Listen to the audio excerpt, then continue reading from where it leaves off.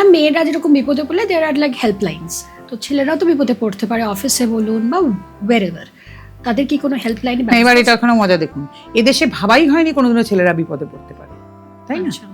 কোনোদিন চালুই হয়নি, এর জন্য অদ্ভুত না মানসিকতাটা।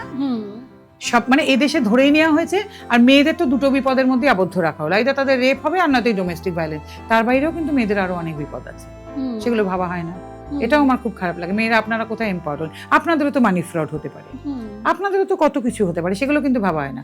আপনাদের জন্য ধরেই রাখা হয়েছে আপনাদের আইদার রেপ হবে নয়তো আপনারা শ্বশুর বাড়িতে অত্যাচারিত হবে, নিয়েও কিন্তু আপনাদের জন্য লজ্জার কথা, তাই না? আপনাদের আরো কত কিছু হয়, আপনাদের অফিসে ভালো কাজ করছেন, প্রমোশন হয় না, আপনাদেরও তো কত রকম আপনাদের অসুবিধা, সেগুলো নিয়ে কেউ ভাবে নাকি? আর ছেলেদেরকে জন্য ধরেই নিয়েছে ছেলেদের কোনো বিপদ হবে না, কি অদ্ভুত না? তাহলে আপনারা আবার মানুষ কি করেন? মানুষ মাত্রই তার বিপদ হতে পারে।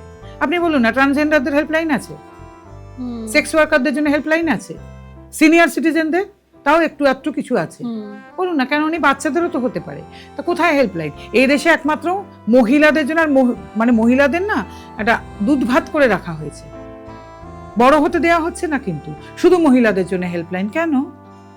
মহিলাদের আপনাদের মনে হয় না যে আপনাদের বড়ই হতে দেওয়া হলো না?